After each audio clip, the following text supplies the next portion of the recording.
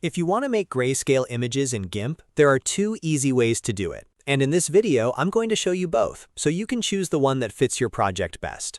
Whether you want a fast, full image conversion, or you only want to turn one layer into black and white, GIMP gives you simple tools to get the job done. And if this tutorial helps you out, make sure to hit the like button and subscribe for more quick software guides just like this. Let's start with the quickest method first. This is the image mode method, and it's the fastest way to make an image grayscale in GIMP. Keep in mind, though, that this is a destructive change, which means it removes the color channels from the image data.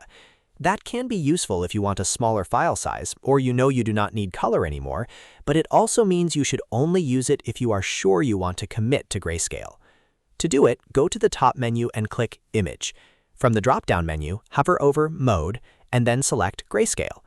As soon as you choose it, GIMP will convert the entire image to grayscale. That means every layer in the document will be affected, not just one single layer. So if you have multiple layers, all of them will become black and white. This method is great when you want a full grayscale image right away. But remember the warning here.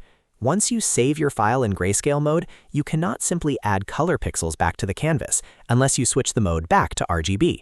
So if there is any chance you may want to keep editing in color later, it is a good idea to duplicate your file first, or use the second method instead. Now let's move on to the second method, which is usually the recommended option for most people. This one uses the Desaturate tool, and it is especially useful if you only want to convert a specific layer, or if you want to keep the image in RGB mode for future editing. That makes it much more flexible than converting the entire image mode. First, click on the exact layer you want to change in your Layers panel. This is important because Desaturate works on the active layer, so make sure the correct one is selected before you continue. Next, go to the top menu and click Colors. From there, choose Desaturate and then click Desaturate again.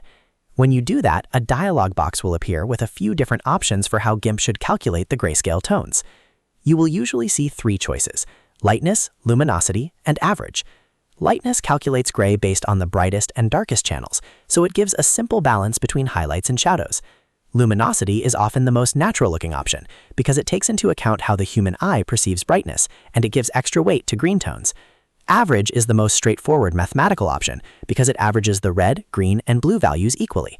If you're not sure which one to use, luminosity is often a solid starting point for most images because it tends to preserve a more realistic contrast. But if you are experimenting or want a different look, feel free to try the other modes and see which one gives you the best result. Once you make your choice, click OK, and GIMP will convert that layer to shades of gray while keeping the file itself in RGB mode. That is the big advantage of this method. Your image still remains editable in color mode, so if you want to paint color onto another layer later, you still can.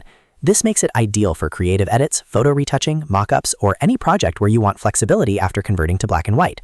So to quickly recap, if you want a full image converted to grayscale and do not mind losing the color data, use Image Mode Grayscale.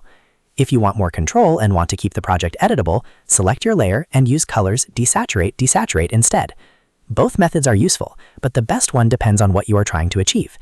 If this video helped you learn how to make grayscale images in GIMP, please hit the like button, subscribe for more GIMP tutorials, and let me know in the comments what software tip you want to learn next. Thanks for watching, and I'll see you in the next one.